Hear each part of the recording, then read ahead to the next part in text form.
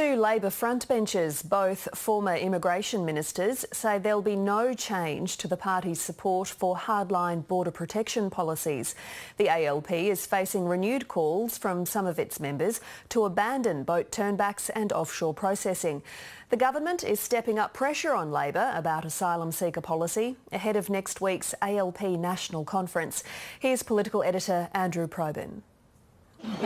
It's an old theme with new vigour. You can't trust Labor on border protection. You never could. The Prime Minister leading government attacks on the opposition for supporting a new system of medical evacuation for refugees and asylum seekers on Nauru and Manus Island. Don't undermine it, don't weaken it, don't pretend you're not.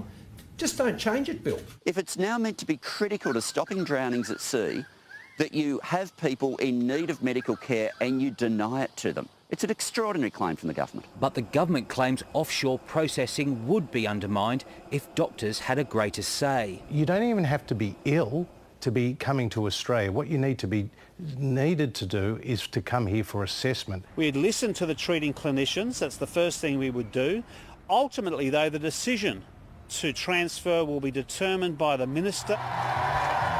Border protection has been a difficult issue for the Labor Party over the years.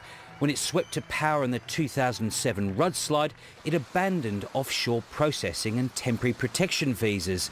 Asylum seekers started arriving by sea in increasing numbers, peaking at 25,000 in one 12-month period alone.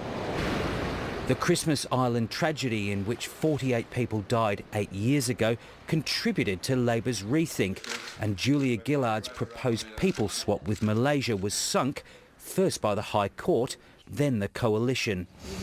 Never. It'll be over my dead body.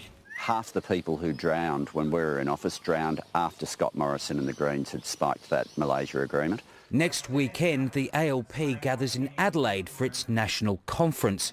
And like 3 years ago, some delegates will be calling for offshore processing and turnbacks to be scrapped. This will be passionately resisted, as it was then. Because if we do, you can forget about any future Labor government being remembered for anything else. If you stop the turnbacks policy, the drownings would commence again. Some in Labor's left have long hankered for a more compassionate asylum policy. But for 5 years, Bill Shorten has done everything he can to close down any difference between Labor and the Coalition on border protection.